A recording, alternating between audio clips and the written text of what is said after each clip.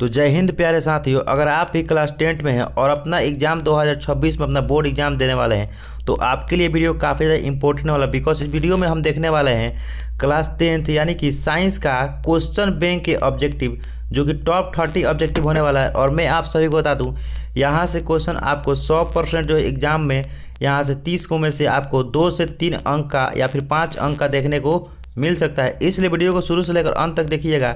इससे क्या होगा, आपके बोर्ड एग्जाम में क्वेश्चन यहाँ से आने की संभावनाएं हैं, क्योंकि मैंने सारे के सारे क्वेश्चन यहाँ पे क्वेश्चन बैंक से लिए हैं और वो सारे के सारे क्वेश्चन जो है चुनिंदा क्वेश्चन वाले हैं।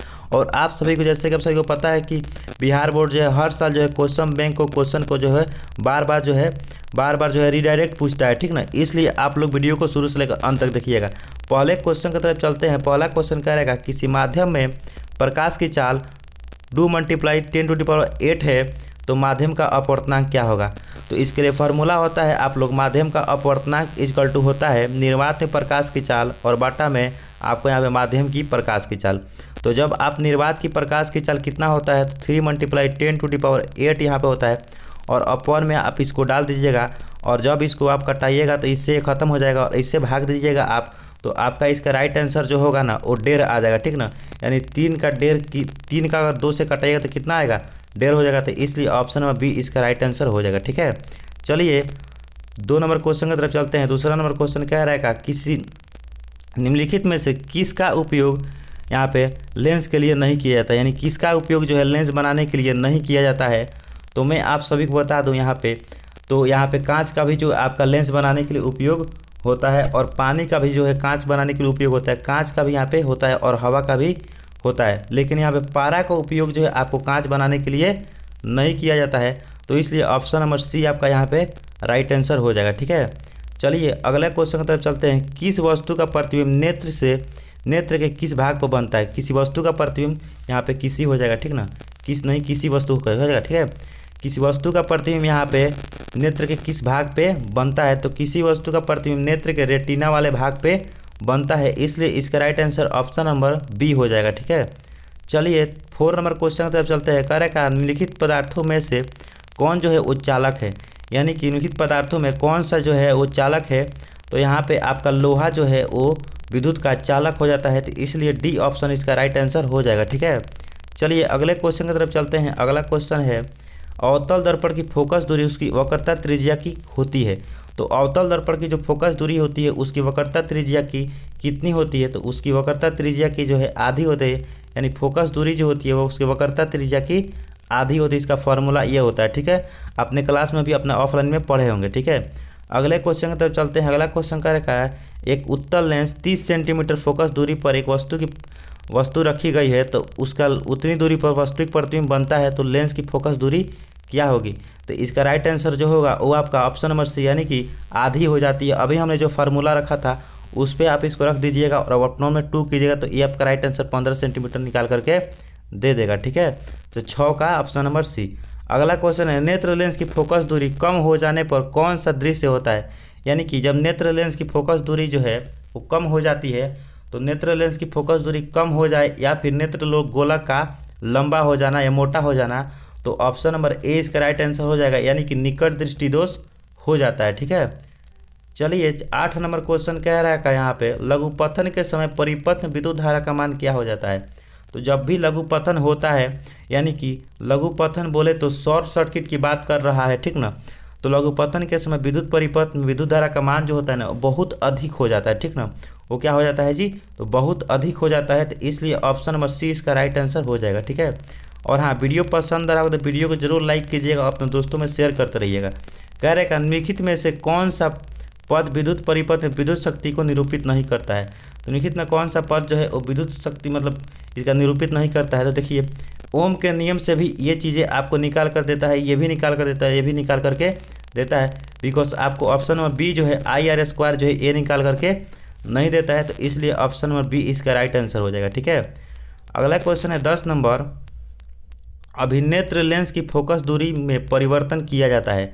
तो अभिनेत्र लेंस की फोकस दूरी में परिवर्तन किस तरह से किया जाता है, तो पक्षाभि मांसपेशियों के द्वारा यहाँ पे किया जाता है। यहाँ पे मांसपेशियाँ नहीं भी लिखा होगा, केवल और केवल पेशियाँ लिखा होगा, तब भी आप राइट आंसर क्लिक करके आइएगा, ठीक ना। ऐसे नहीं कि छोड़ करके आना है, ठीक है। अगला क्वेश्चन है 11 नंबर, किसी समतल दर्पण द्वारा आवर्धन होता है। तो समतल दर्पण का जो आवर्धन होता है, तो मैं आप सभी को बता दूं, समतल दर्पण का आवर्धन जो होता है ना वो शून्य होता है। ठीक है, समतल दर्पण का आवर्धन जो होता है वो शून्य होता है। तो ऑप्शन नंबर सी आपका राइट आंसर हो जाएगा। ठीक है, अगले क्वेश्चन की तरफ चलते हैं प्यारे साथियों। कार्य का मोटर गाड़ी में साइड मिरर के रूप में उपयोग होता है। तो मोटर गाड़ी में जो है साइड मिरर के रूप में उपयोग होता है तो उत्तल दर्पण का उपयोग होता है। ठीक ना, और अग्रद्वीप में जो है अवतल दर्पण का उपयोग होता है। ठीक ना, अग्रद्वीप में पूछेगा तो आपको अवतल दर्पण, और आपको साइड मिरर के रूप में पूछेगा तो आपको यहाँ पे उत्तल दर्पण लगाना है। ठीक है, चलिए प्यारे साथियों, अगला क्वेश्चन है 13 नंबर, सिनेबार अयस्क है।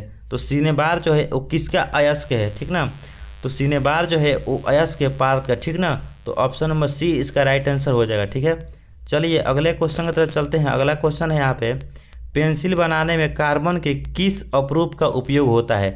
तो पेंसिल बनाने में आपको कार्बन के किस अपरूप का उपयोग होता है। तो पेंसिल जो होता है ना, तो आप देखे होंगे जब पेंसिल होता है आपका, उसका जो नोक होता है ना, नोक, उसमें आपको यहाँ पे ग्रेफाइट लगा होता है। तो ग्रेफाइट का उपयोग होता है। ठीक ना, और मैं आप सभी से क्वेश्चन पूछूंगा, आप कमेंट बताइएगा कि कार्बन के जो है 3 अपरूप होते हैं। कार्बन के कितने अपरूप होते हैं, 3 को होते हैं। अगर आपको याद होगा तो आप उसको जो है तीनों का नाम आप कमेंट में ज़रूर बताइएगा। कार्बन के कितने अपरूप 3 होते हैं और तीनों का नाम आपको कमेंट में बताना है। नहीं पता होगा तो आप नहीं बोलिएगा मेरे को नहीं पता है, तो मैं अगले वीडियो में आपको बता दूंगा। ठीक है, अगला क्वेश्चन है 15 नंबर, अभी तक ज्ञात तत्वों की संख्या कितनी है। तो अभी तक जो है ज्ञात तत्वों की संख्या जो है वो कितनी है। तो अभी तक ज्ञात तत्वों की संख्या जो है 114 नहीं है बल्कि 118 है। ठीक है, अभी तक ज्ञात तत्वों की संख्या कितनी है, 118 है। लेकिन अगर आपको ऑप्शन में 118 नहीं देगा तो आपको 114 को मान करके चलना है, क्योंकि 4 जो है अभी उसको पूरी तरीक़े से पुष्टि नहीं हो पाया है, इसलिए आपको 114 पे लगा करके चलना पड़ेगा। ठीक है, चलिए, और लेकिन हाँ, अगर आपको देता है 118 तो आपको 118 पर ही लगाना है। ठीक है, अगला क्वेश्चन है 16 नंबर क्वेश्चन तब चलते हैं। कार्य का निम्नलिखित में से प्रोपेन का आणविक सूत्र कौन सा है। यानी कि प्रोपेन का जो आणविक सूत्र है वो कौन सा है।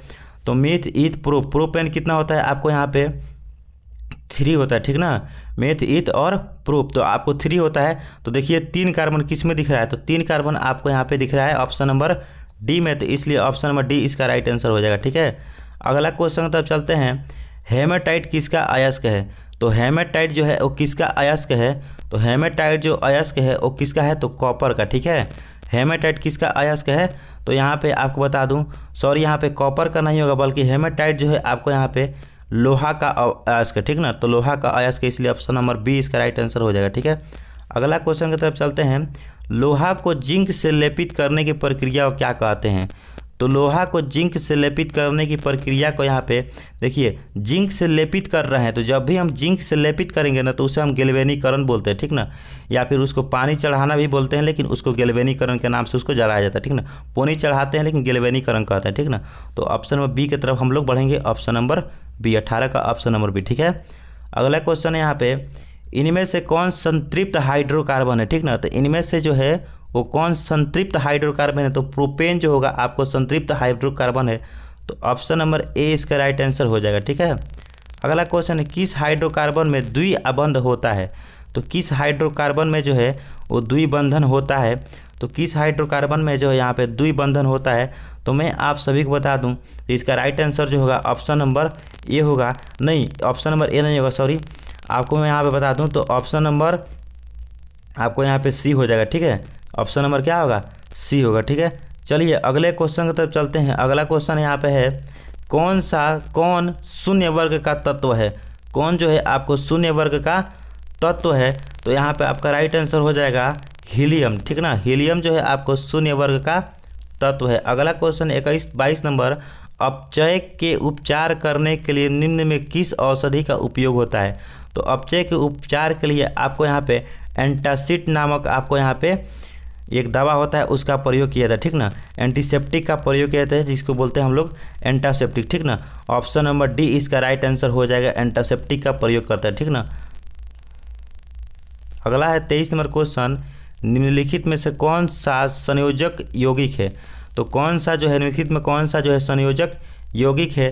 तो यहाँ पे आपको यहाँ पे CH हो जाएगा, ठीक ना, राइट आंसर। अगला क्वेश्चन तब चलते हैं 24 नंबर क्वेश्चन कह रखा है इनमें से कौन प्रकाश संश्लेषण है, ठीक ना। तो इनमें से जो है कौन सा जो है प्रकाश संश्लेषण का अंग पूछ रहा है एक तरह से बोले तो ऑप्शन नंबर 1 उसका राइट आंसर हो जाएगा, ठीक ना। ऑप्शन नंबर आपको यहाँ पे ए हो जाएगा, ठीक ना, हरित लवक, ठीक है। अगले क्वेश्चन तब चलते हैं 25 नंबर क्वेश्चन है यहाँ पे मनुष्य में नसिक छिद्र, लैरिक्स, ट्रकिया या फिर फेफड़ा मिलकर क्या बनाते हैं। तो पूरी तरीके से मिलकर के आपको यहाँ पे श्वसन तंत्र का निर्माण करते हैं, श्वसन तंत्र का निर्माण करते हैं। अगले क्वेश्चन की तरफ चलते हैं। अगला क्वेश्चन है वैसा पोषण जिसमें जंतु अपना भोजन या तरल के रूप में लेता है वो क्या कहलाता है, ठीक ना। तो यहाँ पे कहलाता हुआ, ठीक ना, कल आता नहीं होगा बल्कि कहलाता होगा, ठीक है। इसको आप यहाँ पे काट लीजिएगा, ठीक है। तो ऑप्शन नंबर ए इसका राइट आंसर हो जाएगा, ठीक ना। प्राणी संपोषी होते हैं, ठीक ना, यानी कि अपना भोजन जो है क्या बनाते हैं, ठोस या तरल के रूप में करते हैं, तो उसे हम लोग प्राणी संपोषी कहते हैं। अगले क्वेश्चन की तरफ चलते हैं 26 नंबर इनमें से कौन अलैंगिक जनन की विधि है। इनमें से कौन जो है वो अलैंगिक जनन की विधि है। तो देखिए विखंडन भी जो होता है ना वो आपको अलैंगिक जनन नहीं है, मतलब एक ही वस्तु क्या होता है, एक ही पदार्थ क्या होता है टूट जाए, एक ही जीव टूट जाता है। मुकुलन भी जो होता है जैसे हाइड्रा वगैरह देखे होंगे तो उसमें आपको मुकुलन की विधि पाई जाएगी, जिसमें भी क्या होता है जी अलैंगिक जनन ही होता है। ये वाला पार्ट जो है आपको टूट जाता है, बल्कि इसमें कोई भी जनन की प्रक्रिया नहीं होती। और द्विखंडन भी एक प्रकार का क्या है जी अलैंगिक जनन ही है, ठीक है। जैसे ईस्ट वगैरह में, पैरामीशियम वगैरह में होता है, तो ये सभी क्या है यहाँ पे अलैंगिक जनन हो जाएंगे, ठीक है ना। तो ऑप्शन नंबर डी इसका राइट आंसर हो जाएगा, ठीक है। चलिए प्यारे साथियों अगले क्वेश्चन है 28 नंबर निम्नलिखित में से कौन एमिनो अम्ल विखंडन से बनता है। तो कौन जो है एमिनो अम्ल के विखंडन से बनता है। तो BH यहाँ पे यानी कि ऑप्शन नंबर ए और ऑप्शन नंबर बी दोनों के दोनों हो जाएगा, यानी कि यहाँ पे कार्बन डाइऑक्साइड और यहाँ पे कार्बन मोनोऑक्साइड दोनों के दोनों आपको यहाँ पे अमीनो अम्ल के विखंडन से बनता है, ठीक ना। चलिए सेकंड लास्ट क्वेश्चन है आपको 29 नंबर एक कोशिकीय शैवाल में जल का परिवहन कैसे होता है, यानी कि एक कोशिकीय शैवाल में जल का परिवहन जो है कैसे होता है। तो वो आपका होता है विसरण क्रिया के द्वारा एक कोशिकीय शैवाल में आपको परिवहन होता है, ठीक ना। अगला क्वेश्चन है प्यारे साथियों लास्ट क्वेश्चन है आज के सेशन का विद्युत सुचालक है। विद्युत का जो है इसमें सुचालक कौन सा है। तो विद्युत का सुचालक देखिए सल्फर जो है विद्युत का कुचालक है, प्लास्टिक भी कुचालक है और आयोडीन भी क्या है विद्युत का कुचालक है। लेकिन आपका ग्रेफाइट जो होता है ना वो विद्युत का सुचालक होता है, जिसका प्रयोग हम किस में करते हैं। तो आपको यहाँ पे ग्रेफाइट का प्रयोग यहाँ पे पेंसिल बनाने में होता है, ठीक ना। पेंसिल का बीच वाला जो होता है ना उसमें ग्रेफाइट का उपयोग होता है, ठीक है। तो ग्रेफाइट जो होता है ना वो आपको विद्युत का सुचालक होता है। तो आई होप प्यारे साथियों अगर आपने ये 30 ऑब्जेक्टिव क्वेश्चन देखा होगा तो आपको वीडियो पसंद आया होगा। और हाँ ये सारे क्वेश्चन जो है आप लिखना चाहते हैं तो लिख भी सकते हैं, बिकॉज अगर आप 2 से 3 बार या फिर अगर आप जो है मेरे प्लेलिस्ट को खोलिएगा ना, वीडियो का प्लेलिस्ट खोलिएगा, आपको वहाँ पे पूरा हमने इसी तरह का ऑब्जेक्टिव सारे के सारे चैप्टर बाई चैप्टर करा करके रखे हुए हैं, क्वेश्चन बैंक भी करा करके रखा हुआ है। वहाँ से जाकर आप सारे वीडियो से अपने ऑब्जेक्टिव की तैयारी कर सकते हैं। तो आई होप प्यारे साथियों अगर आपको वीडियो पसंद है वीडियो को जरूर लाइक कीजिएगा। मिलते हैं अगले वीडियो में किसी अगले टॉपिक के साथ, तब तक ले जय हिंद, वंदे मातरम।